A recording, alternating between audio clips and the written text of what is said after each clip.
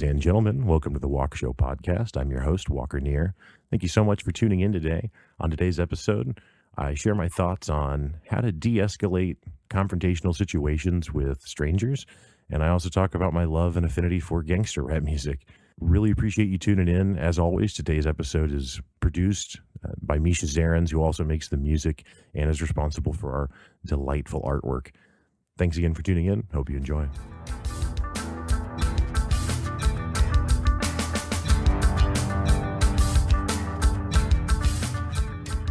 Recently, I was watching a YouTube video.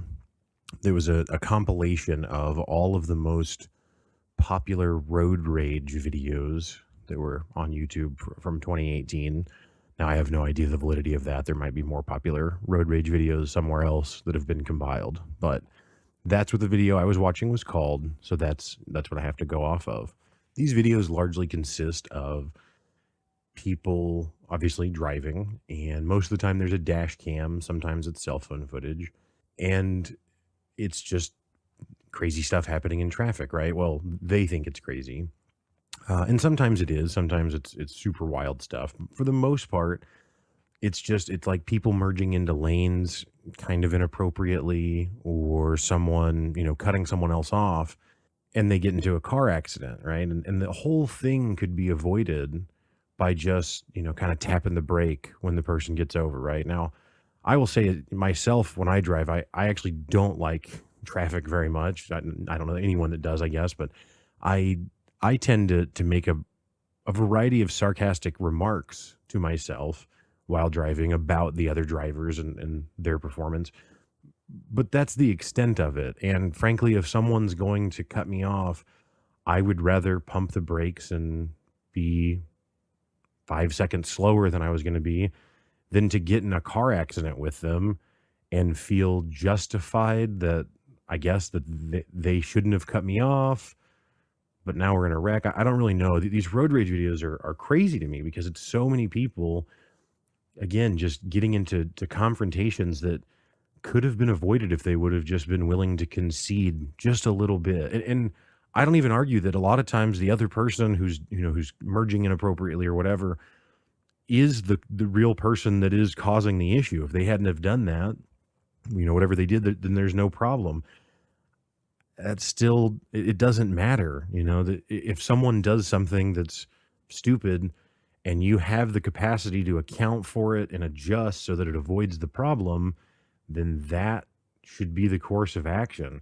And I watched probably, I don't know, close to 2 hours of these clips, not all right in a row, but just over the course of a week or so, just randomly kind of clicking on it. And it's just, it's over and over again. Someone could have avoided a situation and does it. Or in some cases, the situation is successfully avoided. However, the person who thinks that the other one was wrong then decides to follow them for however long until they, can talk to them about it or whatever it is they want to do. And it's just all so unnecessary. I was talking to one of my other buddies about it, and I said, I feel like maybe people don't understand that you can just walk away from these situations. And he didn't think that made a lot of sense because how could you not know that? But I personally have not, knock on wood, and a lot of this is due to luck. I've not been in a car accident as an adult. I've never been into a fist fight as an adult. And maybe that's because, I stay home a lot, which is true. And maybe it's because I'm a big dude, which is true. And maybe I'm just have some good fortune, which is probably true, right? But after watching this series of videos and watching how other people deal with confrontational situations, I now know that it is not exclusively because of my size or, lack of going out or because I'm just lucky. It's also because I do actively try to avoid conflict with strangers. The thing that's always so crazy to me about road rage is, like, if you get in the car, you have somewhere to go. Yeah, people go cruising or back roading and whatever, but that is not the primary reason that people are getting in their car. If you're getting in your car, it's because you have somewhere to go, whether that's to the store or to your work or to your home or wherever. No one just gets in the car and hangs out for an hour and is like, just chill here for a while and see what comes to mind, and maybe we'll we'll head out. That doesn't, you only get in the car with somewhere to go. So whenever you encounter a road rage incident, just go. You still had somewhere to be. Why why would you forfeit doing whatever activity it has? Don't you have a schedule? Don't you have a time thing? I don't know. Clearly not to some extent. But yeah, people just they just insist on having these confrontations, and I don't know if it's a significance thing. They feel so insignificant in life or so insecure that the moment they're tested, quote unquote, by a stranger, they don't know what to do with that. I don't know. It doesn't make any sense to me at all. And then I got to thinking, this is actually just true, and it's not just road rage, right? And it's a lot of different types of confrontations. And the best way I could think to describe it is that people just need to understand that you don't have to, when you encounter a situation with strangers and it gets, weird, or what they're doing doesn't make sense, you don't have to be in it with them. You're not in that now. I feel like people have weird confrontations and altercations with people, and their sentiment is like, well, here we are, like, in this one together from now on. And it's like, no, you're not. It's just a stranger.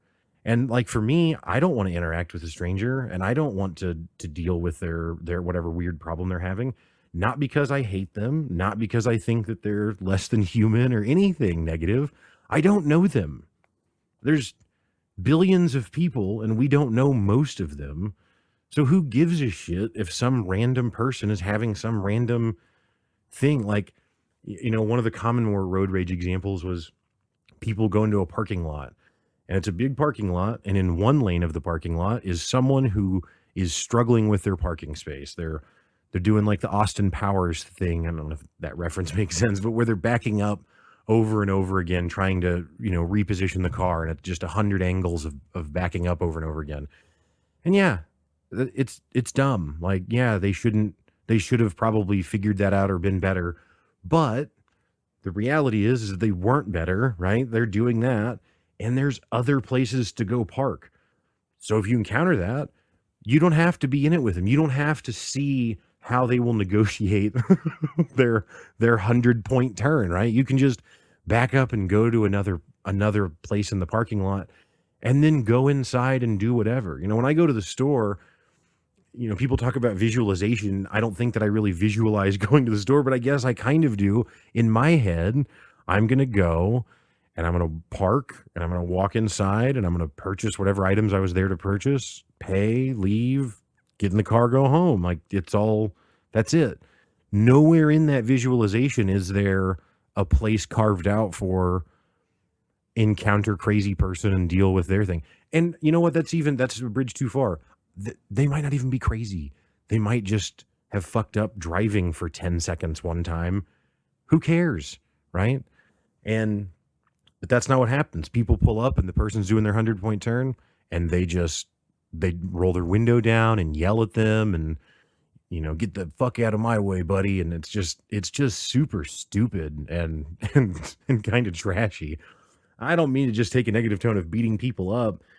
I guess my whole point again is just, you can walk away from things. You don't have to engage. You can just say, no, I don't want to participate in that. And maybe, yeah, there are extreme circumstances where someone is accosting you, where someone else is the aggressor, and it's harder to walk away. But even then, I would say that it's still easier to walk away than it is to go through that confrontation most of the time. A good friend of mine was at a bar recently, and he had this guy walk up to him who was clearly very drunk, and he started telling my friend that he ran the place, and asking my friend if he wanted some, right? And my buddy just continued to say, what are you talking about? And kind of cup his ear, what? It's a loud bar. Well, this makes the guy repeat himself a few times, and my buddy's not laughing at him or anything. He's genuinely acting like he can't understand him. What are you talking about? Finally, the guy very loudly says, do you want some? And my buddy goes, want some what? What are you talking about? Who would want? No, I don't want any. Like, who would want any? What do you mean? And so then at this point, again, the guy's drunk. He's just really confused because the interaction doesn't make sense. And the truth is the interaction didn't make sense when he began it, but my buddy helped illuminate that by playing the role of confused person, as opposed to thinking he had to be trapped in that moment with that guy. That guy comes up, hey, you want it? No, I don't. And I don't have to figure out why you're doing this. I don't have to understand. I just have to disengage. And that's a pretty good tactic a lot of times, is to just ask people for clarification. And again, when the guy says, do you want it? My buddy didn't say, yeah, F you, buddy. No, he just says, no, I don't want it. What are you talking about? Because who cares? Who cares what this guy thinks? Who cares about this guy's little pride demonstration that he's doing? Like, it's all super bizarre. Another kind of easy one that I personally find hilarious, and it's worked for me in a remarkable amount of circumstances, is, if you approach a situation, like maybe you walk up to a group of individuals, and there's a little hostility because maybe they're already a group and they don't know you, right? So they're kind of eyeballing you. One of the very easiest ways to de-escalate the situation is actually just to compliment their shirt. I've had so many times where I've had dudes looking me up and down like, what's up, man? You need something? I was like, oh, I was just coming over here to say, whatever to whoever. And then before I say anything else, I go, that's a really cool shirt. I've said it to a dude in a plain white t-shirt. There's nothing cool about the shirt. And you know what the response is without fail every single time? Oh, well, thanks, dude. Yeah. Yeah, I like it quite a bit. People are simple. People want to be flattered. It's not that hard. And you don't have to actually believe that the shirt is good to say it. And maybe it seems weird to compliment someone's shirt that you don't actually care about. It's way weirder to have some escalation fight thing happen because because of nothing. So yeah, I just wanted to take a little bit of time to just try and remind people and, set some examples, but ultimately the general idea is you don't have to be in the weird shit with people. You can get away, and usually getting away is simply just turning and going the other direction. You don't have to stick around. Now, again, I'm not talking about if, if you walk out of the bar and some guy jumps you or something, right? I mean, then you probably need to get some help and, the police and security and whoever's available, and get away from that and out of that as quick as you can. But again, I've, as much as I don't go out, I have been in plenty of situations out and about around huge groups of people and lots of drinking and done partying and been out to bars and clubs and the whole thing. And again, I've never been in a fight. And those of you who know me personally, I am a big dude. So that certainly contributes to that. I have other friends who are smaller guys that have had problems from people because they thought they were small enough that it was okay to pick on them or something. I don't know. But those examples are still few and far between. So I would say in life in general, as well as in driving, to bring it back to the road rage, just allow yourself to tap the brakes and allow yourself to think, fuck that guy. I don't like that whatever, but you don't have to say it to them, and you don't have to actually stay in the moment with them and find out who's dominant in that scenario. Because again, remember, you don't actually care. It's a stranger. Something else I've talked about it a lot is it's weird to me how upset people will get if someone makes an inflammatory comment to them, and it's a stranger, and someone will just be like, hey, you're a douchebag, right? And they don't know you, and maybe it's something else. Maybe they use some other insult, but it's not a person that knows you. It's someone that's just, you're at the bar and you bumped them or something, and now they called you a name. And it again, it's not actually a reflection of your character. You don't know this person, but time and time again, that's all it takes. And now there's a fist fight, and now there's problems, and now everything is different. And it didn't have to be that way. I always joke that, and I say joke, but it's true. Like, if you're going to insult me, like, come to me about the revolving debt on my credit report or something. You know what I mean? Like, hit me with, like, you're bad with your money. Like, oh shit, That hurts. Like that, now that I'm legitimately insecure about, and that, that's that's a good one. But implying that, you know, I have a different sexual orientation than I do or something like that, it's not striking home. But over and over again, you can watch other cats fight over that. You got to let it go, folks. You got to let stuff roll off the back. There are so many examples of people dealing with unnecessary conflict, and again, you can just walk away, man. I really just wanted to talk about some ways to de-escalate situations and try and remind people that there is a way out.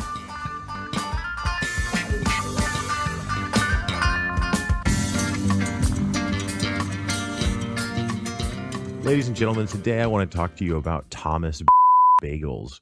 I think we can all agree that breakfast is the most important meal of the day, and Thomas Bagels are a great way to have that breakfast. Now, you might be asking yourself, wait a minute, are you doing a commercial for Thomas Bagels? You actually have sponsors already? No, I don't have any sponsors. You people, that's right, I said you people, don't listen in volume enough. There's not enough of you checking us out yet. So no advertiser would pay us anything to say anything. So this is unsolicited advertisement, right? Which is maybe kind of stupid on my part, but it's not, because Thomas Bagels, for example, really are the best bagel product that you can buy on the shelf, right? So if I didn't advocate it and all of you were going out and buying, like, I don't know, like Sara Lee, for example, which is right, for we'll say a grocery store retail bagel experience, it's not good. And if you go buy that and you put Thomas out of business, I'm right. I'm not into that. So I am advocating Thomas, and I am asking you to buy it. Now, I say that I've done no research on Thomas Bagels. I don't know where they're from. Thomas Bagels might be a holdover from World War II, right? Kind of like Volkswagen or something, right? Or maybe Thomas Bagels used to be members of Westboro Baptist Church. I don't know. Again, we're speculating here, and it's important to speculate because I'm not being paid. So I don't actually owe Thomas. Again, if this is confusing at all, bottom line, buy Thomas Bagels if you're going to buy bagels. And to clarify, bagels are a really great breakfast food. I kind of skimmed over that earlier, and that's something that's important to keep in mind, is that, breakfast super important. Bagels really easy way to do it, because you can do the bagel a lot of different ways. You can cream cheese the bagel, you can toast it, you can do it raw, you might say. It's not really raw, it's already cooked. It's not dough. That's disgusting. And you could get salmonella, and you don't want that. But the bagel is impressive with egg on it. It's impressive with bacon on it. And the thing that you have to understand is that if you buy Thomas Bagels, it's going to be a very fresh seeming bagel. I mean, you could go to Panera every time you wanted a bagel, but who has time for that? It was time to go to all these stores. I don't understand you Starbucks people, and I know that's literally like 90% of you, so me, and that'll be another time that we'll get into that. But Panera people, same deal. Who has time to stop every day at these places to get these things? You go to the store, you buy a sack of the food, and then you just have it. You don't have to make all these pit stops everywhere and have all these stupid lines that everyone's frustrated by. Anyway, if you buy Sara Lee bagel, it's dry. It's not good. It's not enjoyable. And you'll think, well, you can't buy bagels at the grocery store. It's dry and it's not good. I have to go to Panera No, you don't. You do not have to do that. You buy Thomas instead, and now it's a good bagel experience. But again, they might have some really horrible affiliations that I'm not aware of, and that does not sway my decision to buy Thomas Bagels so far, and I don't think it should sway yours. But if it were to, I would not be responsible for having advocated for Thomas Bagels. I'm perfectly willing to take on Thomas Bagels as well, I guess, is the bottom line. In conclusion, breakfast is important, so make sure you're doing it. Make sure you are eating. Don't skip till lunch because you're some tough guy on breakfast. And then consider bagels. Now if you're doing like a keto or a low carb diet, probably won't work. But if you're just eating, a regular diet, Thomas Bagels is where it's at.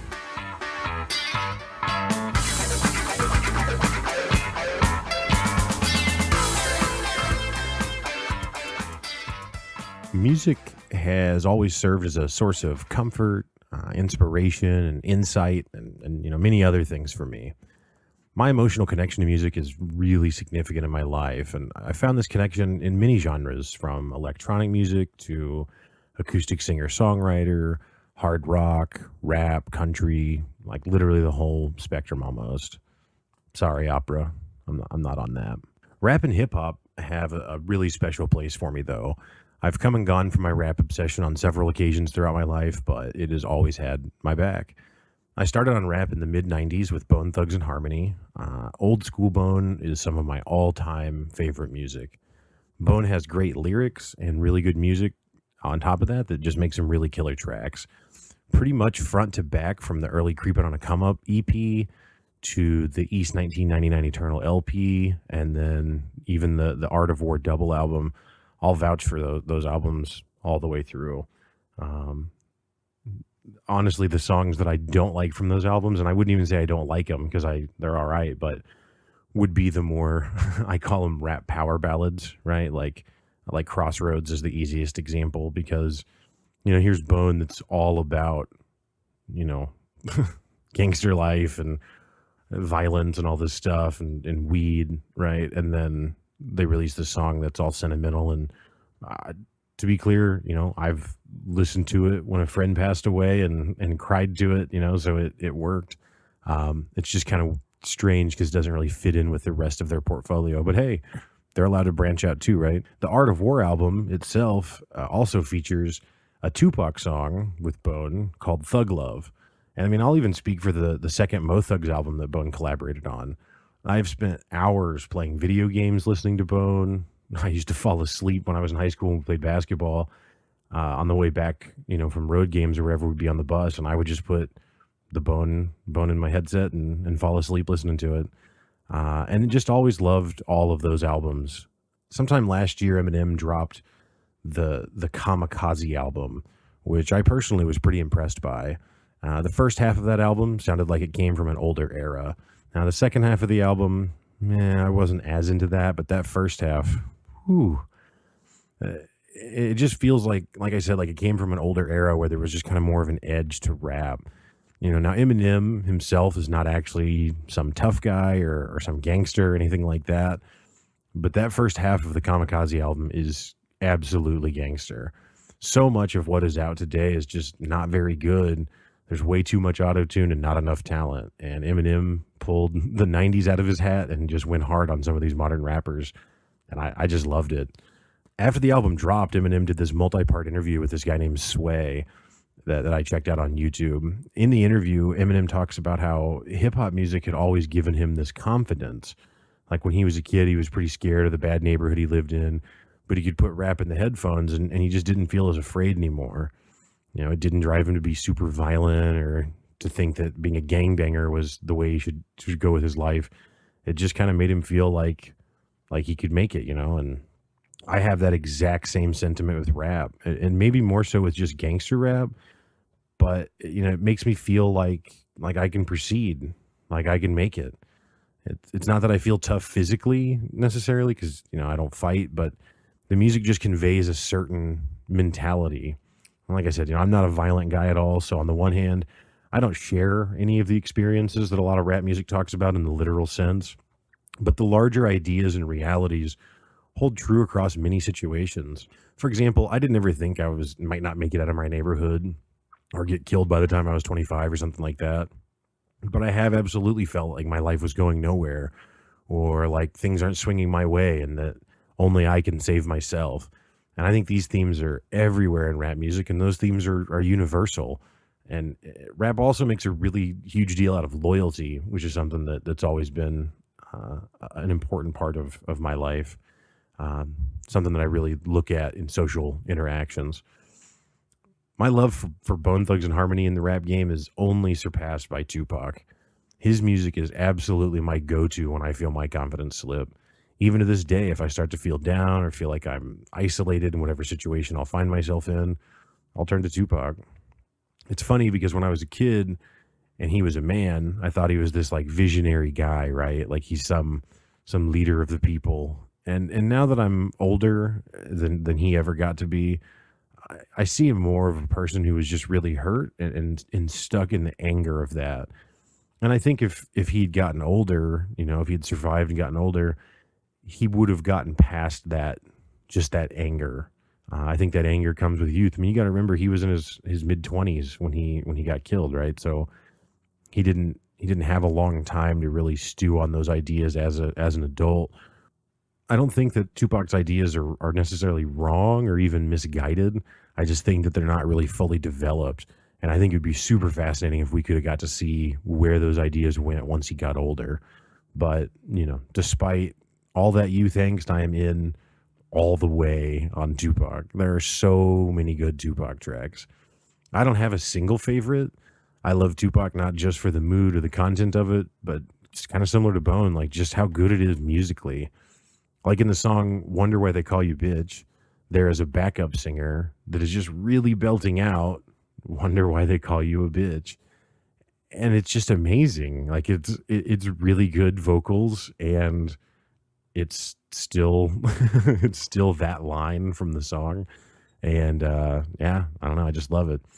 I miss backup vocals from modern rap so much. It's something that I just don't ever really see anymore. It's kind of been replaced by like the silly, like, I can't even try and do it, with the like little chirping noises that those guys do now to like imitate a cell phone, or I don't know, just I don't even know if it's supposed to be imitating anything all the time or if it's just supposed to be like a hype noise or something. I don't know. But anyway, I wish there was more backup vocals in modern rap music. Um, I got to say, No More Pain is probably one of my all-time go-to tracks when I need that Tupac confidence. Uh, I also have to mention Ambitions as a Writer. Tupac just embodies this middle finger in the air, I'm here, and that has to be dealt with mentality that I just love so much. In my late teens, I got pretty into the whole crunk music scene, like the stuff from Little John or the Ying Yang Twins. It kind of bridges the gap between that old school gangster rap and introduces a more clubby, kind of dancey vibe. We used to go to house parties when CDs were still a thing, and we would bring our crunk mixtape CD.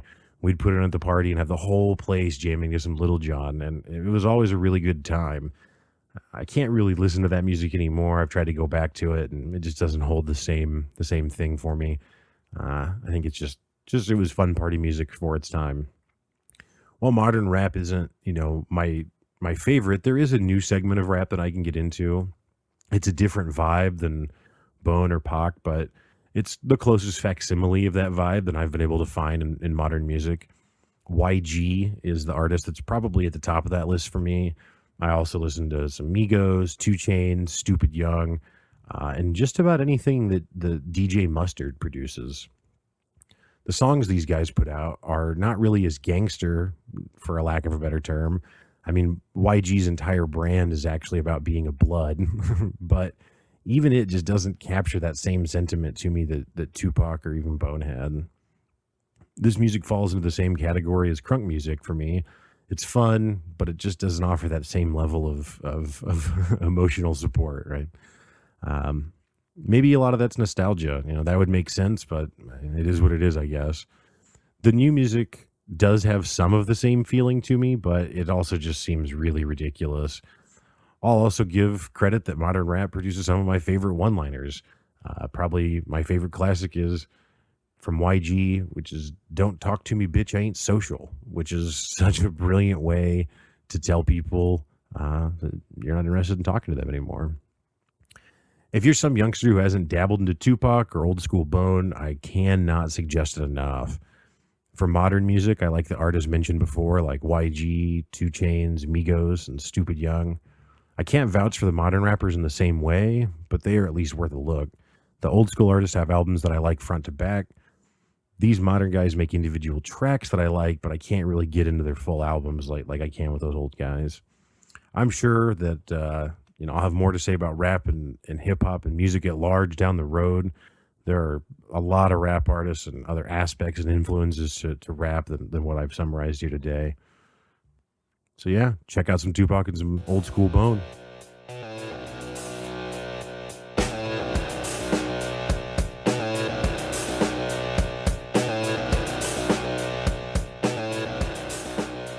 That is going to do it for today's show. Thank you so much again for listening.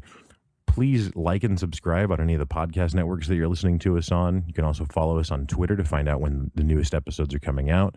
And we also ask that you go to our YouTube channel, The Walkshow Podcast. Thank you so much for listening. Have a good one.